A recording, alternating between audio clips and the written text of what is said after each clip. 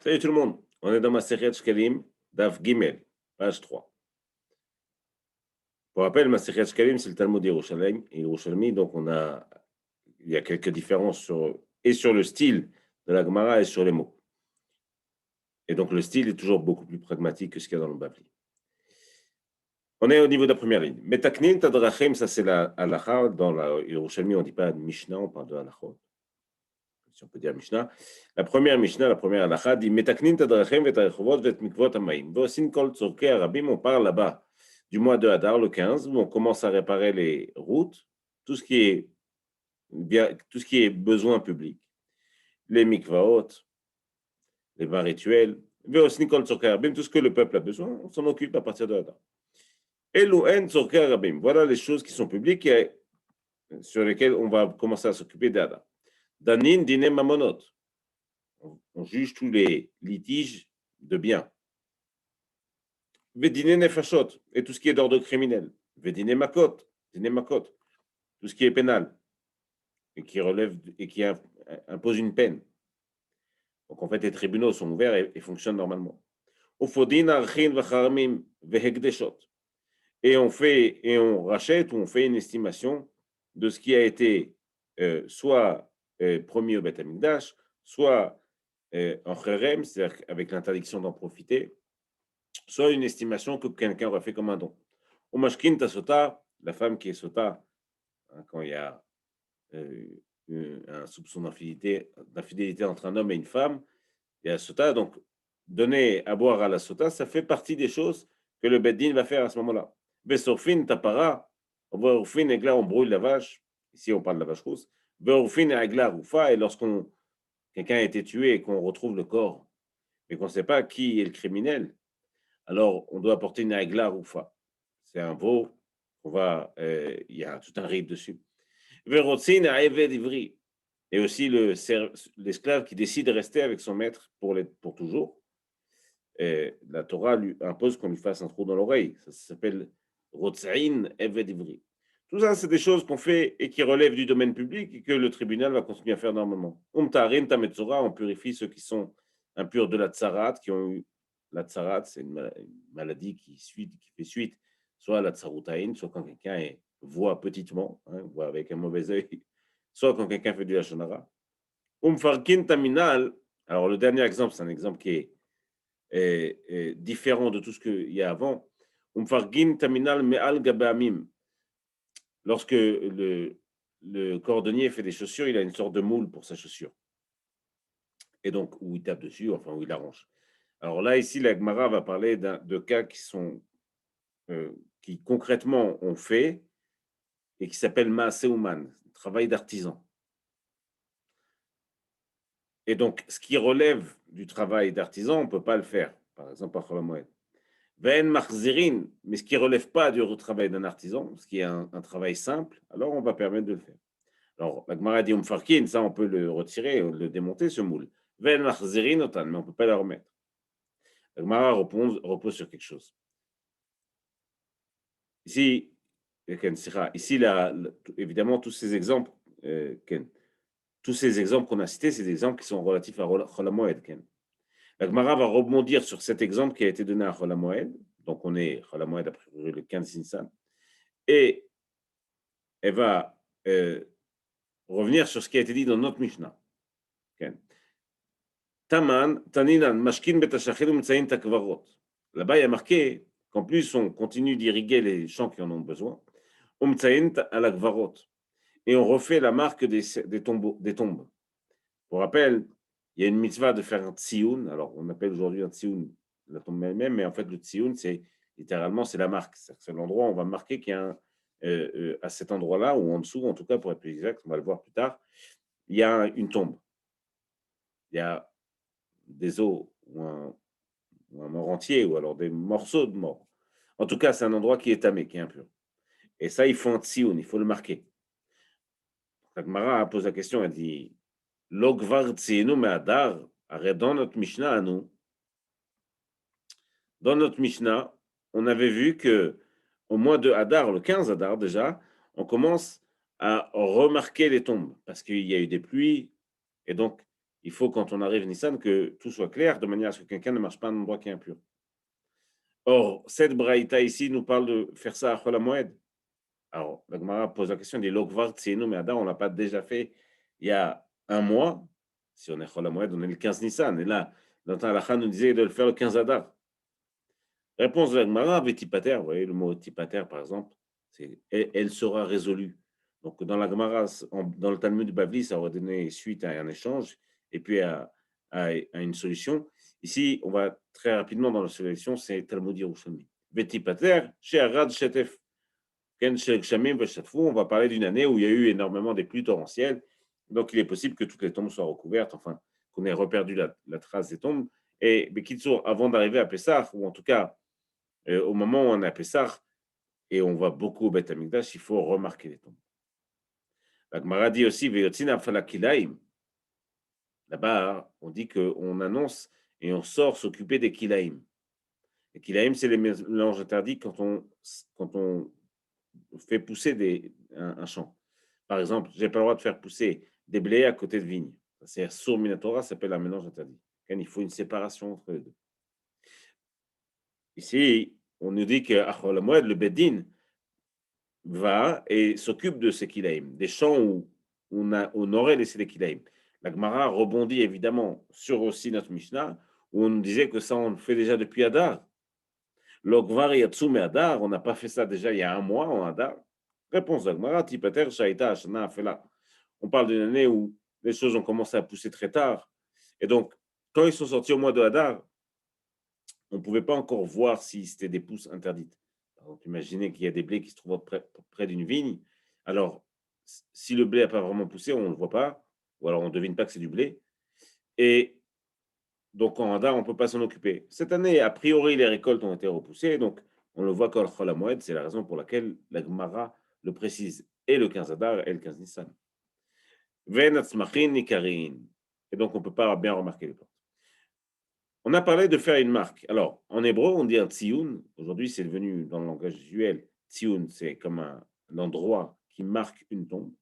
Par exemple, quand on va chez Rabbi Nachman, on parle de tsioun akadosh, la marque sainte qui vient. Et donc, le tsioun, c'est la marque, mais c'est une mitzvah de faire un tsioun. C'est une mitzvah de marquer une tombe. La Boumara pose la question, Minaïn et tsioun. D'où on sait dans la Torah qu'il faut marquer les tombes. Alors, on ne parle pas de la mitzvah d'enterrer, on parle de la mitzvah de la marquer. C'est deux mitzvot qui sont différentes. Il y a une mitzvah qui est pour le respect du mort, de l'enterrer comme il faut. Et il y a une mitzvah qui est pour les vivants, cette fois-ci, c'est le tsioun, c'est marquer l'emplacement, de manière à ce qu'on ne soit pas impur en marchant sur un endroit où quelqu'un est enterré. Rabbi Berachia Rabbi Yaakov, Bar Bat Yaakov. Donc là, on va annoncer différents khamim qui l'apprennent. Et Rabbi Berachia, il le dit Beshem Rabbi Chunia, de Barat Chavrin, qui habite à cet endroit, Barat Chavrin. Mais Rabbi aussi Amrele le Rabbi Yaakov Bar Acha. Lui, Rabbi aussi dit au nom de Rabbi Yaakov Bar Acha. Beshem Rabbi Chunia, au nom de Rabbi Chunia de Barat Chavrin, même endroit. Rabbi Chizkiya et Rabbi Oziel de Rabbi Chunia de Bet Chavrin. Beshem Rabbi Chunia de Bet Chavrin. Tout ça, c'est les citations qu'on dit au nom de Rabbanim qui ont rapporté. Quelle est la dracha? Alors, dans la parashat Metzora, à un moment, il y a marqué Vetame, Tamé, Ikra. Impur, impur, il sera appelé. Et ce que Chachamim comprennent de ça, c'est que c'est pas seulement que lui va être appelé Tamé, parce qu'effectivement, dès que le Kohen voit quelqu'un qui a la tzarat, cette marque qui rend impur, pour celui qui a fait du Lachon Hara, par exemple, chose qu'aujourd'hui n'existe plus, il faut dire Tamé, Tamé, il faut déclarer qu'il est impur. Et il faut que tout le monde autour sache qu'il est impur, parce que si forcément on le touche, alors on devient impur aussi. Mais Chachamim, vous faire une autre rachat sur Vetamé, Vatame, Ikra. C'est comme si qu'il disait Vetuma, Tamé, Ikra. Oh, Vetame, Tuma, Ikra. Comme si on lisait que l'impureté va les appeler. Donc je comprends que Chachamim, dans ce passage, on comprend un double sens. Et le fait de devoir appeler le Metzora Tamé. Et le fait que quand il y a un endroit qui est impur, il faut qu'elle nous appelle cette impureté. C'est comme si qu'il faut qu'elle nous dise attention, attention, là c'est impur, et donc ne t'approche pas. Donc de là, Chachamim ont compris qu'à un endroit où il y a une tombe, il faut que cette tombe là-bas nous appelle, donc il faut la marquer. Et c'est de là qu'il a appris qu'il faut un tsioun, une marque au-dessus des tombes. De manière à ce que l'impureté vienne t'appeler. befia, avec sa bouche, comme si elle le faisait avec sa bouche.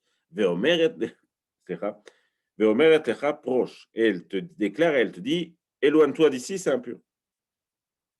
Rabbi Hillel, lui, va faire une autre dracha. Il va dire, Beshem Reb Shmuel bar Nachman. Au moment, dans Sefer Yecheskel, dans le livre de Yecheskel, au moment où on va parler de c'est une prophétie qui parle de Gog ou Magog, qui est une grande guerre qui arrive avant le Mashiach. Là-bas, on parle que, effectivement, a priori, une grande guerre, et donc les peuples de tous les quatre coins du monde viennent ici à Yerushalayim, en tout cas en Israël, Megiddo, et puis en Israël, pour se battre. Et donc, a priori, beaucoup de morts, et donc des tombes un peu de partout.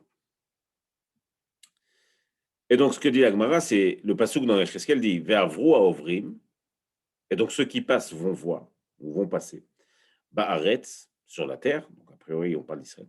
Ve'ra'a, et il verra Etzem Adam, l'os d'un homme, Uvana, il construira Etzlo là-bas, Tzion. Voilà le passouk. Ça, c'est un passouk dans Yecheskel.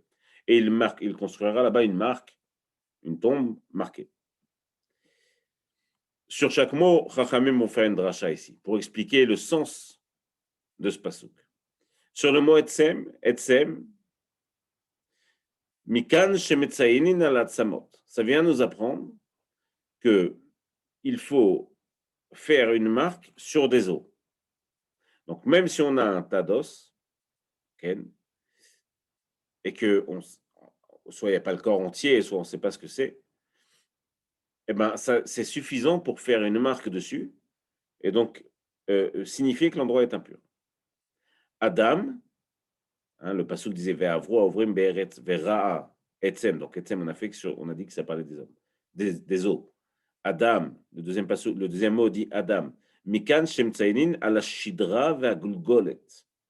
Là, ça vient nous annoncer que on fait une tombe et une marque dessus. S'il n'y a que le crâne, même s'il n'y reste que le crâne et la moelle et pas la moelle épinière, et la colonne vertébrale, pardon. Alors pourquoi préciser ça? Parce que bien qu'il reste qu'une partie mineure du corps, ça ne représente pas plus de 50% des os d'un homme. Mais malgré tout, en termes de qualificatif, c'est très descriptif. Donc ça représente un homme. Même s'il ne reste que le crâne et la colonne vertébrale, on peut distinguer que c'est un homme. Donc bien qu'il y ait moins que la majorité des os, moins que 50% des os, malgré tout, étant donné qu'on arrive à discerner le fait que ce soit un homme, il faudra faire une tombe. Ubana, le mot d'après c'était Ubana ici. Donc Ubana, Mikan Shemtsainin al-Gabe Even Kvua. De là on comprend, Ubana ça veut dire il construira. De là on comprend que quand on fait un tsioun, une marque tombale, on doit le faire pas sur juste une petite pierre qu'on peut pousser ou qu'on peut bouger d'un endroit à l'autre. Il faut le faire sur un édifice construit. Pas sur une pierre qui peut être bougée d'un endroit à l'autre. Mais Ubana Mikan Shemtsainin al-Gabe Even Kvua. Donc sur une pierre fixe, Kavana, une construction. Et mon meilleur al-Gabe Even Plusha, si tu dis que tu peux faire ça sur une pierre qui peut être bougée d'un endroit à un autre, si c'est comme ça, quand elle va se déplacer, enfin, si jamais on bouge cette pierre, alors les gens vont croire que l'autre endroit est impur. Alors d'un côté, on aura perdu l'endroit qui était vraiment impur, parce qu'on aura bougé la pierre. Et en plus de ça, on aura rendu impur un endroit qui a priori ne devrait pas l'être. Après, il y a marqué, dans le passouk, toujours, il y a marqué Ubana. Ubana etzlo tziun. Donc, sur le mot etzlo, on va comprendre que etzlo le makom ta'ara. On va comprendre que quand on fait la marque tombale, on ne doit pas la faire au-dessus du mort, vraiment. On doit la faire un petit peu avant, à un endroit qui est encore pur, de manière à ce que quand la personne s'approche de la tombe, elle rencontre d'abord le tsioun, d'abord la marque, et elle peut s'arrêter avant de marcher sur l'endroit qui est impur. Et donc, quand il y a marqué Etzlo chez lui, à Kavana, ce que les Chachamim ont compris du Passouk, c'est que le mot Etzlo vient dire avant d'arriver chez lui, avant d'arriver à l'endroit où le mort repose. Kenubana Etzlo makom ta'ara. À la fin du Passouk, il y a marqué Tsioun, Mikan le Tsioun. De là, on comprend qu'il faut faire une marque, une construction, une tombe. Okay. Ça, c'est sur le dernier mot. Umatza even achat. Maintenant, engageons qu'une personne elle trouve une pierre avec un tsioun, ou matza even echat, metsuyenet, avec la marque qui dit que à cet endroit, quelqu'un est enterré. Af al pi she'en kaimim ken. Même s'il est vrai que d'ordinaire, il ne faut pas faire ça. Alors, soit il ne faut pas le faire parce que c'est une pierre qui n'est pas vraiment construite, soit il ne faut pas le faire, et a priori, c'est ici la raison, parce qu'on doit délimiter un endroit et pas juste mettre l'endroit et dire qu'en dessous de ça, il y a une tombe. Malgré tout, donc, bien que ce ne soit pas un usage que Chachamim nous ont dit de faire, malgré tout, Mahaïl Alea Tamé, celui qui aurait traversé Maïl, ça veut dire, ça vient du mot Oel, une tente. La Touma des morts se transmet pas seulement par contact ou par portée, elle se transmet aussi sous forme de Oel. C'est-à-dire que si on se retrouve sous le même toit avec soit un mort, soit quelqu'un qui est enterré, le fait juste d'être sous le même toit, ça s'appelle Maïl, et ça rend tout ce qu'il y a sous ce toit impur. Même si le toit il fait 1 km² et que le mort se trouve à 500 mètres, le fait qu'on partage un toit, ça peut être aussi une grande branche d'arbre, ça s'appelle Maïl, et donc tous ceux qui se retrouvent dans le même espace-temps entre le mort qui est enterré, ou le mort qui n'est pas enterré d'ailleurs, et sous le même toit, il est impur. Et donc, bien que cet emplacement avec une seule pierre, c'est pas quelque chose qu'on devrait faire selon Chachamim, Amaïl, celui qui se retrouve sur le même toit, il est rendu impur. Ani Omer, parce que je vais dire, Ani Omer met Metsuyan, Vayan Atan Tartea. A priori, il y avait un mort, et ils ont mis la pierre juste en dessous. Alors, c'est vrai qu'il ne faut pas faire ça. Aval, dans ce cas-là, c'est ce qu'ils ont fait. Ils ont mis la pierre juste en dessous, au-dessus, pardon, du mort. Ken, Vayan Atan Tartea. Ayush time. Si, par contre, je retrouve deux pierres. Donc là, en termes de construction tombale, c'est plus correct, parce que les deux pierres, effectivement, sont censées me dire, entre ces deux endroits, une pierre ici avant, on a vu le mot Etzlo vient nous dire qu'on fait la marque avant l'endroit où le mort se trouve. Donc, j'ai une pierre ici qui vient me dire bientôt une tombe, et j'ai une pierre après qui vient me dire fin de la tombe. Et ça marche dans les deux côtés. C'est-à-dire que si quelqu'un vient de l'autre côté, alors il voit la première pierre et il comprend. Donc, a priori, si j'ai deux pierres, je peux logiquement penser qu'en dessous de cette pierre, il n'y a pas de mort. Puisque le seul endroit où se trouve un mort, c'est entre les deux pierres. Donc, pour revoir dans les mots, Ayush time, il y a deux pierres. Amaïd à celui qui se retrouve au-dessus d'une pierre, ou alors sous le même toit que la première pierre. Taor, lui, il est pur. Pourquoi? Parce qu'on part du principe que le mort se retrouve entre les deux. Ou Vénéen, et forcément, celui qui se retrouve sous le même toit, alors à passer au-dessus de l'espace qui sépare les deux pierres, lui, il est impur, puisque c'est la compréhension qu'on a fait. C'est que s'il y a deux pierres, c'est entre les deux pierres que se trouve le mort. Imaya Charouch, Choresh, Bentaim, si l'espace qui est entre les deux, on a d'une manière ou d'une autre arrive à comprendre que bah, finalement, il ne représente pas l'espace d'un mort, par exemple que l'endroit est élaboré, hein, on peut considérer que ce n'est pas seulement labouré, mais en l'occurrence ici, si l'endroit on trouve entre les deux pierres qu'il est labouré, alors Aren Keechidot. Je vais partir du principe que ce qu'il y a entre les deux pierres, c'était finalement pas un mort, et que les deux pierres sont l'endroit de deux morts. Donc, ce qui nous ramène au cas d'avant. C'est-à-dire que même s'il ne faut pas le faire, ils ont mis une pierre au-dessus du mort. Ok. Et donc, pourquoi je pars de ce principe et je dis que l'espace entre les deux est pur? Bah, tout simplement parce qu'il a été élaboré. Donc, je vais partir du principe que les gens qui étaient avant et qui ont fait ça, ils savaient très bien ce qu'il y avait. Et donc, ils n'auraient pas élaboré un endroit où se trouverait un mort. Ok. Mais un arène qui est rideau. Donc, je vais considérer ces deux pierres comme seules. Et donc, en dessous de chaque pierre, un mort. Bénéen, taor, entre ce qui est entre les deux pierres, c'est pur. Mais si vivotéen, tamé. Et ce qui est autour, ou alors sous la pierre, tamé. Tané, on enseigne. En metsaïna la bassar. Sur, on fait pas de marque tombale ou d'endroit. Un tsion, ça vient marquer un endroit qui est impur. Alors pourquoi je n'utilise pas forcément le mot tombe? Parce que parfois, c'est pas forcément un enterrement formel d'abord. Et puis parfois, il peut y avoir juste un bout du corps. Et donc, il faut quand même l'enterrer, hein. Si quelqu'un trouve une main, ras du shalom, ou quelque chose, ou un bras, il faut l'enterrer, ce bras. C'est halakha le Moshe Missel, il faut l'enterrer parce que d'abord, il appartient peut-être à quelqu'un qui est mort. Et même s'il n'appartient pas à quelqu'un qui est mort, il faut quand même l'enterrer, puisqu'il rend impur.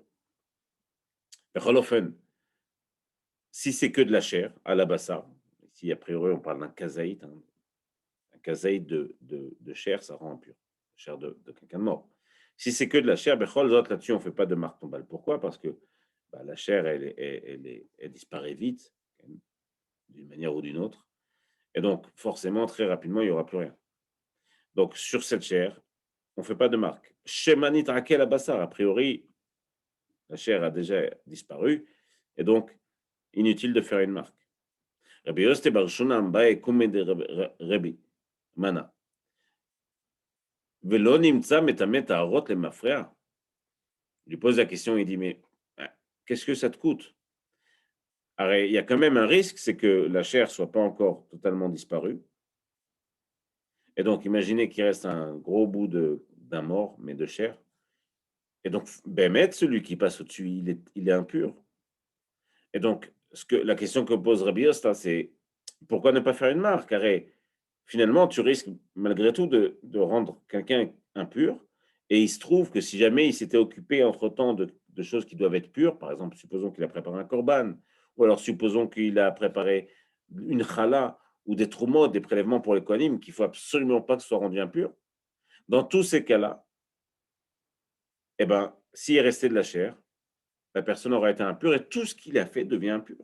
Donc, tu ne crois pas que ça vaut le coup, c'est la question de Rabbi Yosta, tu ne crois pas que ça vaut le coup de marquer l'endroit malgré tout? Réponse, Amarle Moutav, c'est une très belle réponse. Moutav shit kelkelu bo lesha, ve'alit kelkelu bo leolam. Le mot letkelkel, littéralement, ça veut dire être abîmé, détérioré. Et la réponse que fait Rebbe, c'est vaut mieux que les quelques taharot, les quelque choses pures qui ont été traitées, alors qu'en fait, il se trouve qu'il était impur, puisqu'il est passé au-dessus d'un endroit où il y avait une chair ou un bout d'un mort sans les os, et que cet endroit n'a pas été spécifié comme impur, il vaut mieux que la détérioration soit provisoire, puisque c'est seulement ce qu'il aura fait pendant ce temps-là, et qu'on détériore pas ou qu'on n'abîme pas cet endroit à Kavana, l'endroit où on va faire la marque, il va être impur pour l'éternité. C'est un endroit, c'est comme une tombe, on la bouge plus la tombe, sauf s'il y a un besoin, mais a priori, quand il y a une tombe, on la bouge plus, et donc l'endroit là, il est fini pour tout le temps, c'est-à-dire que c'est un endroit impur, et cet endroit, il est mekulkal, il ne sera plus jamais pur. Par Biata Mashiach, mais. Et donc, vaut mieux rendre une impureté provisoire, un risque d'impureté provisoire, que déclarer un endroit impur pour l'éternité. Nouvelle halacha. Amar Rabbi Yehuda barishona yuokrenu mashechin ifnen. On parle des endroits, des champs où il y a des mélanges interdits, des kilaïm. La halacha dit qu'au début, le beddin, ayuokrenu mashechin ifnen. Ils allaient dans les champs, les gens qui faisaient pousser des choses interdites, par exemple de la vigne et du blé, l'un à côté de l'autre. Ils déracinaient la partie qui les joint, c'est-à-dire que la proximité, les endroits où c'est très proche, et ils jetaient ça devant eux, une manière de leur faire un petit peu la honte, leur dire mais qu'est-ce que vous faites, c'est interdit de faire ça, alors que il y a une interdiction de faire pousser des kilaïm, des mélanges, et vous le faites, donc c'était une manière un petit peu de le marquer le coup. Okrin ou Mashiachen Nifnen.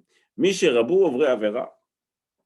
Alors, sauf que le problème, c'est que quand le Beddin faisait ça, au bout d'un moment, il y a des gens que ça arrangeait bien. D'abord parce que le Beddin venait leur faire le boulot, de déraciner ce qui était interdit. Et puis en plus, ils le jetaient devant eux et ça leur permettait de donner ça à manger aux animaux. Ce n'est pas eux qui le faisaient, parce qu'en temps normal, on n'a pas le droit de profiter de ce qui est kilaïm, des mélanges interdits, même pas pour nos animaux. Mais là, il se trouve que comme c'est le Beddin qui a fait, donc ils ont gagné deux choses. Premièrement, ils n'avaient pas à faire le sale boulot. C'est le Beddin qui le faisait, de venir déraciner les arbres à l'endroit où il y avait un risque de mélange. Et en plus de ça, pas les arbres, les plantations. Et en plus de ça, ils donnaient à manger à leurs animaux. Donc, Michel Rabou au vrai Avera. À partir du moment où il y a eu beaucoup de gens qui ont commencé à profiter de ce système, le Beddin a changé. Ayoum Ashlechin Adrachim. Ils jetaient plus ça devant eux, ils jetaient ça à l'extérieur, de manière de leur faire plus la honte. Mais d'un autre côté, ils ne donnaient pas à manger aux animaux. Mais malgré tout, ça ne suffisait pas, puisque les gens étaient quand même contents que le Beddin fasse ce travail à leur place. Et donc, le Beddin a dû aller plus loin, et ils ont pris une décision radicale. Et Kinu, chez You, Mafkirin et Kol Asadeh. Ils ont décidé qu'une personne qui faisait ça et qui ne s'occupait pas de son champ, et qui essaie le Beddin de faire le sale travail, eh ben, ils rendaient leur champ public. Public, ça veut dire, Hefker, ça veut dire, c'est devenu public, le Beddin, tribunal, décide que le champ est public, et chaque personne qui va peut se servir comme elle veut. Et comme un plus a priori, pas besoin de faire prélèvement, pas de trauma, de massarot, puisque c'est public. Amar Rabbi Yehuda. Tana Amar Rabbi Yehuda. Barishona yu okrin mashechin ifneen. Au début, on reprend donc la Mishnah. Au début, on arrachait les herbes qui sont des kilaïm et on le jetait devant eux. Vayus mechim, et ils étaient contents. Shtes machot, deux joies. Achad zayu menachshin sedoten. La première chose, c'est qu'ils s'occupaient de déraciner les herbes qui étaient à des endroits interdits. Achad zayu menakilaïm, mais en plus, ils donnaient à manger des kilaïm, ces mélanges-là, à leurs animaux. Mais chez Rabou Avra, dès qu'il y a eu beaucoup de gens qui ont commencé à profiter du système, donc on explique dans les mots, Ayou Mashechid ala darachim, j'étais ça dans la rue. Afal Pichen, Ayou Smechim. Malgré tout, ils étaient quand même contents. Ayou Menakshim, ça dotait. Parce que Bechol Dot, ils venaient faire le sale travail dans les champs. Kino Shayou Mafkirin, Kol Asadot. Kula, ils ont décidé de rendre tout le champ public. La Gemara pose une question. Elle dit Minaïn, d'où je sais que chez Hefker, Hefker, c'est l'action de rendre public. D'où je sais que Hefker, Beddin Hefker, que le tribunal a cette force de rendre quelque chose public. Arrêt, extraire de ma propriété, c'est pas parce que c'est le tribunal qu'il a le droit de le faire. Il a le droit de le faire quand la justice est tranchée et qu'elle m'impose de payer quelque chose.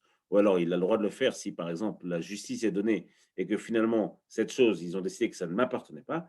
Mais comment on sait qu'ils ont le droit de rendre ça public?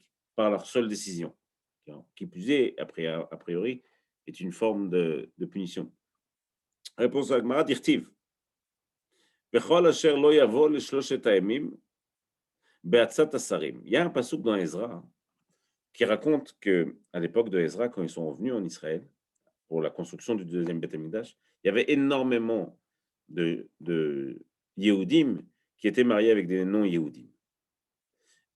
Et c'était vraiment très, très présent. Et le livre d'Ezra, le livre de Malachi aussi en parle longuement.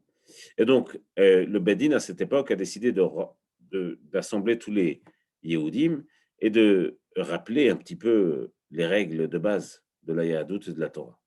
Et donc, ils ont décidé de faire venir tout le monde pour 3 jours. Et ils ont donné un knas, ils ont donné une sorte de taxe, enfin plutôt de, de punition à celui qui ne venait pas. Et quelle était cette sanction? C'est que celui qui ne venait pas, on rendrait leurs biens publics. Tous ces biens seront rendus publics. Et lui sera exclu du peuple, en l'occurrence de ceux qui reviennent. La Gola, c'est ceux qui reviennent en Israël. Donc ici, a priori, une preuve du Tanakh, que le Bedin a, oui, cette force de rendre les biens de quelqu'un public. D'où je sais que ces biens-là sont dispensés de maaserot, de prélèvement. Effectivement, quand quelque chose est efker, quand quelque chose est public, je n'ai pas besoin de prendre de prélever pour les kohanim et les levim. J'ai besoin de prélever les kohanim et les levim, trumot et maaserot, ce qui m'appartient à moi, mais pas ce qui est public. Si je vais dans un champ qui est public, il y a une orange, j'ai le droit de la prendre, je n'ai pas besoin de faire un prélèvement sur cette orange.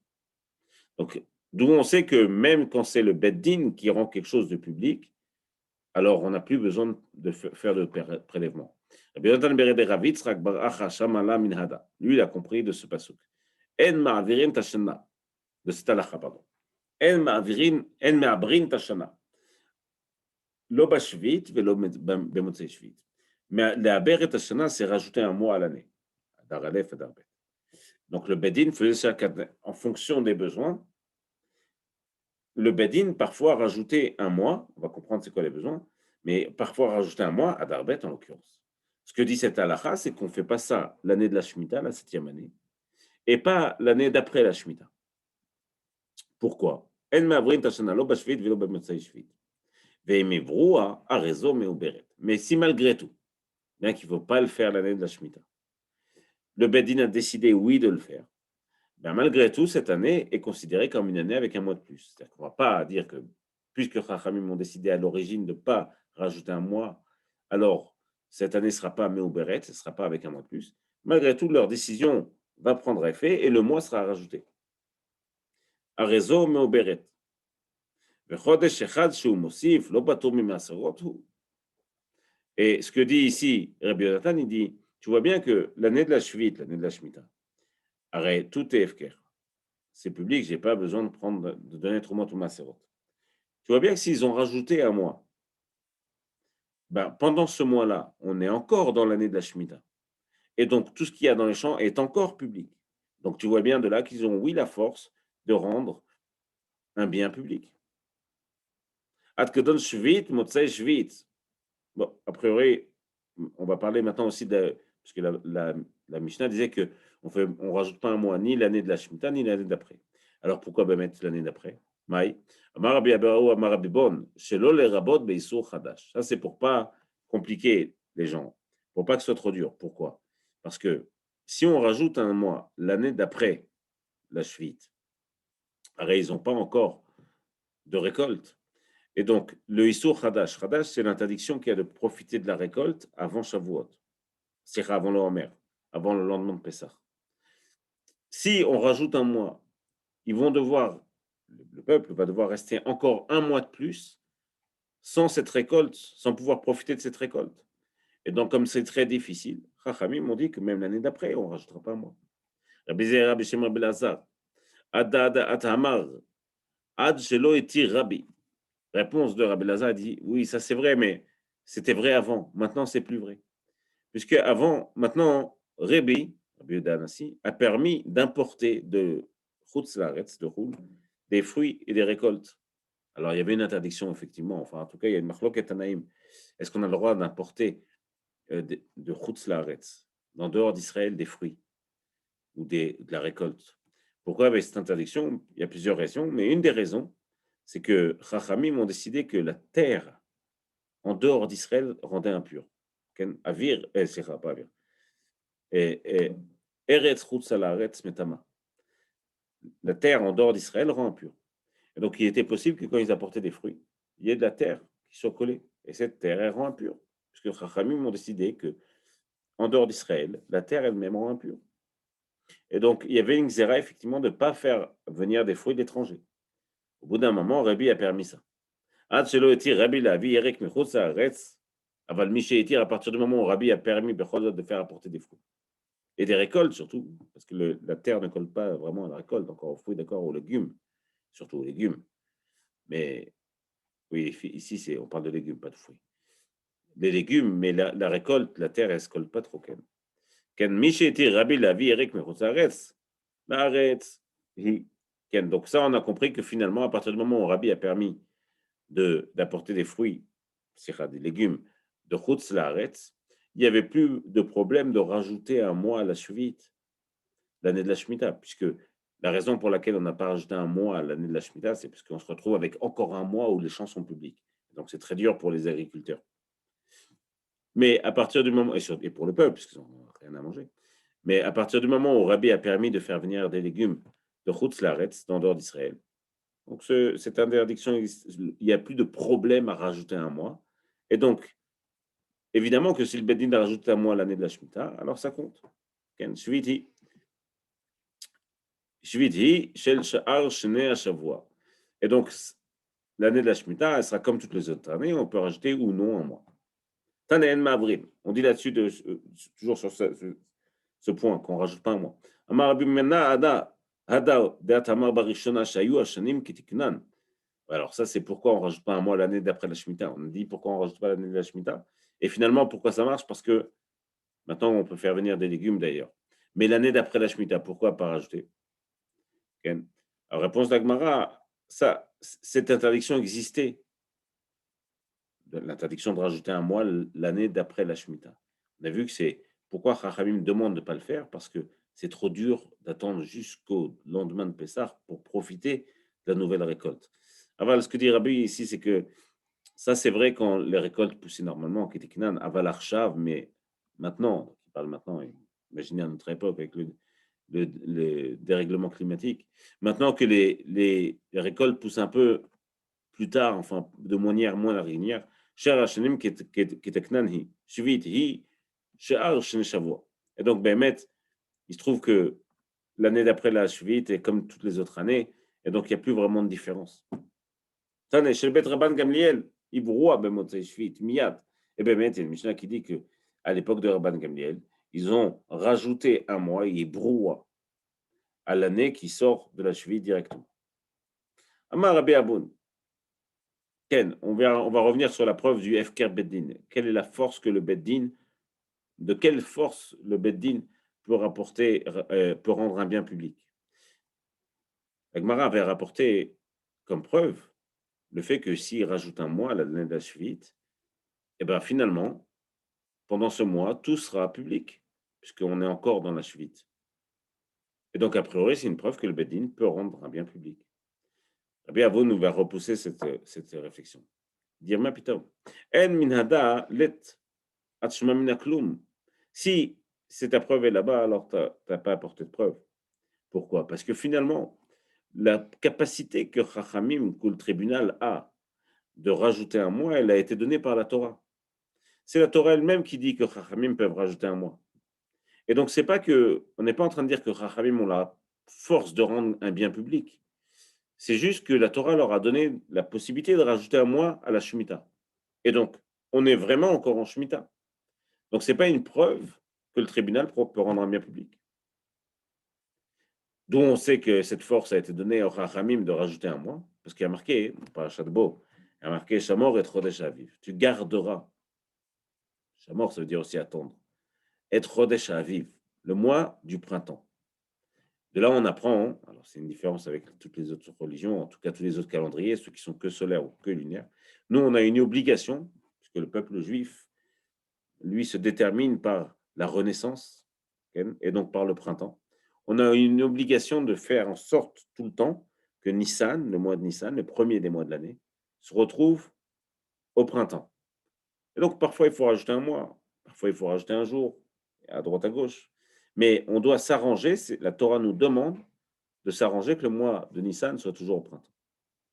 Donc, tu vois bien que c'est la Torah qui a donné cette force au Chachamim de rajouter un mois. Shamor es Chodesh Aviv, Shomru Sheyavo Bechidushe. Faites attention que le mois d'Aviv vienne au printemps. Ve'aidé, Amar da Gaddish. Plus de ça, on va donc parler, Bémet, de donc, si on n'apprend pas de ça que le Beddin peut rendre un bien public, d'où on l'apprend? Alors, forcément, on est obligé de l'apprendre à notre ordre. Réponse, il y a une braïta qui dit la chose suivante. Gadish shelo lokat tartav kol anogot barot arezo shelanim. Alors, il y a une mitzvah qui s'appelle leket. Une mitzvah des choses qui on laisse dans le champ, quelqu'un qui récolte son champ, il laisse du leket une part pour les pauvres. Imaginons que il a laissé à plusieurs endroits une part pour les pauvres, et à un moment, sur un des leket, une des parties qu'il a laissées pour le pauvre, il a mis une meule de foin, un gadish, de foin ou d'autres choses d'ailleurs. Alors, en dessous de ça, il y a quelque chose qui appartient aux pauvres. Et au-dessus de ça, il y a une meule qui appartient au propriétaire du champ. La Braïta dit, la Mishnah Sikha dit, chez Gadi Shelo Lukat, Tartav Kolanogot Baretz, toute la partie qui touche la terre de cette meule, elle appartient aussi aux pauvres. Bamar Rabbi Ami Beshem Rabbi Shimon ben Lakish. Rabbi Ami dit au nom de Rabbi Shimon ben Lakish de Bet Shammai. Ça, c'est selon Bet Shammai. Dei Kevet, parce que selon Bet Shammai, Bemet, cette partie, elle est Ptura, on ne doit pas faire de maaser. Dei Kevet Hillel, Anim Ochlin ou Maasrin. Si c'est comme Bet Hillel, est-ce que Bemet, il y aurait besoin de faire maaserot dessus? Tu vois bien qu'ici, sur la partie qui touche la terre, Chachamim ont décrété que bien qu'elle appartient à un propriétaire, on va la rendre qui vient le public. En tout cas, ici, seulement pour les pauvres. Marley Rabbi aussi, chez Manouche ou Patour Maaser, là-dessus, on a dit sur cette partie on ne doit pas faire les Maaserot. Davar Echer, Mishum Knasa. C'est une sorte de taxe, de punition qui a été infligée à celui qui laisse sa meule sur le leket, la partie qui appartient aux pauvres. Et donc, Kacha ou Kacha, tu as une preuve que sur toute la partie de la meule qui touche la terre, Chachamim ont rendu cette partie publique et donc sans besoin de faire Trumot ou Maaserot. Donc c'est une preuve qui vient d'un autre endroit. Une autre halakha. ב-15 בו, ב-15 בו, 15 du mois de Hadar. שולחנות היו יושבים במדינה. On mettait des stands un petit peu partout pour récolter les demi-shekels, les machatzit shekel de tous les habitants. Bekafé, le 25 du mois, Yashvou Bamikdash. Ça, les stands étaient déjà plus partout en Israël. Ils étaient juste au Mikdash. Mais chez Yashvou Bamikdash, à partir du moment où ils sont au Mikdash, donc le 25 du mois, il faut se dépêcher pour apporter le machatzit shekel, le demi-shekel, parce qu'on en a besoin pour Nissan. Itrilo le mashken. Donc le Bedin a commencé à prendre à ce moment-là des gages. C'est-à-dire que celui qui n'apporte pas le machatzit shekel, le demi-shekel, alors on va lui prendre comme une hypothèque, mais pas sur ses biens, pas sur les biens immobiliers, mais sur le mobilier. On va lui prendre ça jusqu'à ce qu'il apporte son machatzit shekel. Ça, c'est à partir du 25, parce qu'il faut qu'il se dépêche. Et mimem ashkenin, de qui on va prendre un gage, une garantie. Alors, Lévim, ceux qui sont Lévi, Israélim, les Israël, Guérim, les étrangers, Avadim, Meshocharim, les anciens esclaves, qui sont libres à présent.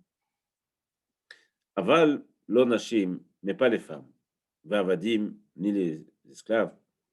Pektanim, ni les enfants. Pourquoi? Parce que Bémet, on considère qu'ils sont déjà dans une situation qui n'est pas forcément simple et qui ne dépend pas que d'eux. Et donc, on ne va pas évidemment leur prendre quelque chose jusqu'à ce qu'ils apportent leur machatzit shekel. Et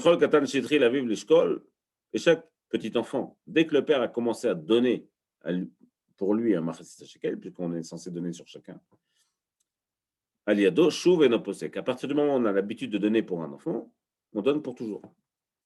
De plus, on rajoute en memashkinin takohanin mipnei darkei shalom. On ne prend pas de gage au kohanim mipnei darkei shalom. Pour qu'il y ait la paix, on va voir ce que ça veut dire.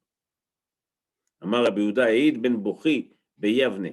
Rabbi Yehuda va dire au nom de Ben Bochi. Il dit qu'à Yavne, Kol Kohen Sheshokel Enochote. Lui dit que chaque Kohen qui apporte un machatzit shekel, il ne fait pas de faute. Alors on va voir qu'en vérité, Ben Bochi, lui, il pense que les Kohanim n'ont pas besoin d'apporter le machatzit shekel. Bien qu'en réalité, selon Rabbi Yochanan ben Zakkai, tout le monde doit apporter. Amar lo Rabban Yochanan ben Zakkai. Lo, ah putain, c'est comme ça qu'il faut comprendre. Et la Kol Kohen Sheno Shokel, Choté, chaque Kohen qui apporte pas le machatzit shekel, lui, il faute. La seule différence avec les autres, c'est qu'au Kohen, on ne va pas prendre de garantie ou de gage si jamais il n'apporte pas son machatzit shekel. La Kohanim dorshim mikra zelatzmo, mais ils sont quand même obligés d'apporter le machatzit shekel. Alors comment c'est possible que, selon Ben Bochi, les Kohanim n'apportent pas le machatzit shekel? Réponse de la Gemara, les Kohanim avaient fait une dracha, ils avaient expliqué un pasouk.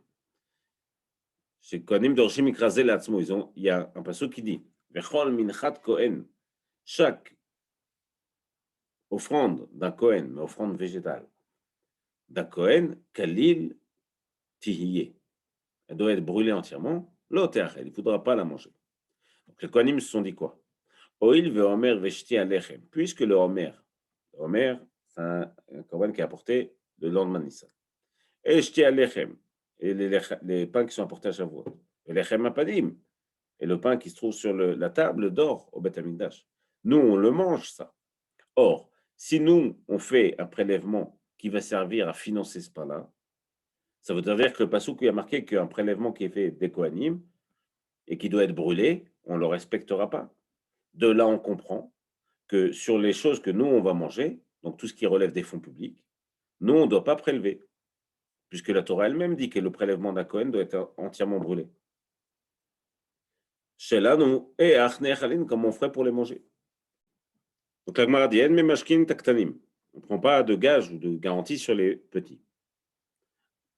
Ah, l'itvoa tovin, c'est-à-dire on leur demande. Pourtant, on n'est pas censé demander aux petits un machatzit shekel. On parle d'un enfant qui a apporté. Alors, jeter seharot, c'est un concept pour dire. Un concept, c'est une halakha qui dit que comment on définit quelqu'un de grand, c'est dès qu'il commence à ne plus être un berbe, c'est-à-dire dès qu'il commence à avoir des poils aux endroits soit intimes, soit au niveau du visage. Donc, on appelle ça qu'il est à portée de poil, littéralement. Ça veut dire qu'il est devenu adulte. Avalimlo et vi bet serot, mais s'il n'y a pas encore ces bet serot, lo, on ne lui demande rien. Bada ou le mashken et le mashkenin.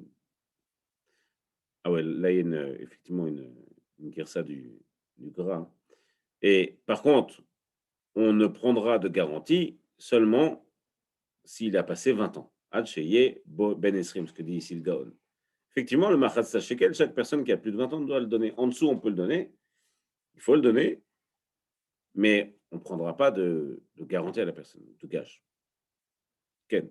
Kini, matnitin, en. Donc, comment comprendre cette Mishnah qui dit en mashkin takohanim mipnei derech hakavod? Pourquoi on ne prend pas de mashkon, de gage ou de garantie pour les kohanim? Ça, c'est mipnei derech hakavod. Mipnei derech hakavod, par respect pour eux. Amar Rabbi Udaïd, à propos de la compréhension qu'ont fait les kohanim sur ce pasouk. Amar Rabbi Berechia, ta'ama de Rabbi Yochanan ben Zakkai. Pourquoi Bémet Rabbi Yochanan ben Zakkai, lui, pense que les kohanim doivent, oui, apporter le machatz shekel? Parce que dans la paracha qui dit ça, qui parle des machatzit shekel et de ce qu'on doit apporter, elle commence comme ça, elle dit Zeitenu, kol vers la pikudim. Ze, eux, donneront. Tous ceux qui. Ze, Zain He, c'est la gmatria, 7 et 5, ça fait 12. Yudbet, c'est la gmatria, 12. Et donc Rabbi Yochanan ben Zakkai voit dans ce Ze un signe que les 12 tribus, à Kavana ici, ce n'est pas les 12 tribus, les 12 enfants de Yaakov, hein, doivent apporter. Yudbet Shvatim, mais on parle des 12 tribus à l'époque de Yaakov, doivent apporter des machatz shekel, donc ça comprend aussi la tribu de Lévi. Zeitnu. Rabbi Tavi Beshem Rabbi Amununa, Ken Mashivin Chachamim. Donc voilà la réponse à Chachamim sur ce que les Kohanim avaient compris, qu'ils n'ont pas le droit de manger d'offrande qui vient des Kohanim. Donc comment comprendre qu'ils peuvent faire des prélèvements? Ken Leri Chatat Yachid. La réponse est très simple. Il y a une différence entre une offrande qui est de quelqu'un de privé et une offrande qui est dite publique. Chatat Yachid Meta, une des différences, par exemple, c'est que si quelqu'un apporte un korban et que la Gdusha à part, ou alors qu'on ne peut plus le faire, si c'est un korban qui est privé, alors on ne peut plus rien faire. Il faut qu'elle meure, cet animal, on ne peut plus l'apporter. En Chatat Tzibur Meta, si c'est un korban qui est public, alors pas besoin de le tuer. Min Chata Yachid Kreva Kalil. Un korban qui est apporté au nom du privé, il est parfois brûlé entièrement. Mais lorsque c'est public, non. Lui, Rabbi Yehuda n'est pas d'accord avec ça. Lui, il pense qu'il n'y a pas de différence entre les corbanotes qui sont privés et ceux qui sont publics. Selon Rabbi Yehuda, il n'y a pas de différence. Il faut que ce soit un sacrifice public ou privé, il y aura la même fin. Tamout. Ken veha veumot Vinlan lui aurait répondu à tout ça. Lo nidvat yachid hi. Dit que Bémet, ce qu'on appelle korban public, c'est pas toujours public. La preuve, c'est que par exemple, le Homer, qui est censé être un korban public, une personne peut l'apporter si elle désire de faire le don pour tout le peuple. Alors elle a le droit, donc a priori, ça devient un korban privé. Veinon matvinin, à ça, on répondrait quoi? Puisque elle a été donnée au public, mais qu'une personne peut le faire au nom du public, alors ça s'appelle un korban public. Becholofen, on voit de tout ça qu'il n'y a pas de preuve de Ben Boukhi que les Kohanim ne doivent pas apporter le machatz shekel. Et donc, comme Rabbi Yochanan ben Zakkai le dit, il faut effectivement que même les Kohanim apportent leur machatz shekel. On va faire une dernière dracha là-dessus addictive. Kol ouvert à la Pikudim, là-bas dans le parashat qui dit ça. Il y a marqué Kol ouvert à la Pikudim. Tout celui qui passera sur les Pikudim, c'est ordre d'apporter le machatz shekel. La Gemara va rebondir sur le mot ouvert, passer. Ça veut dire quoi passer? Qui est-ce qui passe? Rabbi Yehuda et Rabbi Nechemia. Il y a deux chachamim. Lui, Rabbi Yehuda dit Chadamar kol de avar beyama. Pourquoi le mot ouvert, passer? C'était pour te dire tout celui qui a passé la mer, qui a passé la mer Rouge, donc qui a traversé la mer. Tout ceux-là devront donner un machatz shekel. Donc, si je fais cette dracha, je comprends que même les Kohanim doivent le faire. Aval, Rabbi Nechemia, lui, dit Charana Amar, Kol de Avar al Pikudaya. Celui qui aura transgressé au moment du veau d'or, tout celui qui aura transgressé au moment du veau d'or, lui doit apporter un Machatzit Shekel. Iten. On va poser la question, Manda, Amar, Kol Davar Be'ama, Iten, Mesaya, Leribaz. Celui qui dit que le mot over voulait signifier que chaque personne qui a traversé la mer Rouge doit donner. Donc ça va comme Rabbi Yochanan Ben Zakkai, qui dit que même les Kohanim doivent donner. Mandamar, Kol Davar al Pikudaya, tout celui qui dit qu'il a transgressé et qui a fait le veau d'or, Iten, Mesaya, le Ben Bori, ça va comme Ben Bori, puisque les Kohanim, eux, n'ont pas participé à la faute du veau d'or. Et donc, comme ils n'ont pas participé, et les Lévim surtout, les Lévim n'ont pas participé à la faute du veau d'or, donc eux n'ont pas besoin de donner Machatzit Shekel. Adkan, Daf, Gimel dans Masechet Shkelim.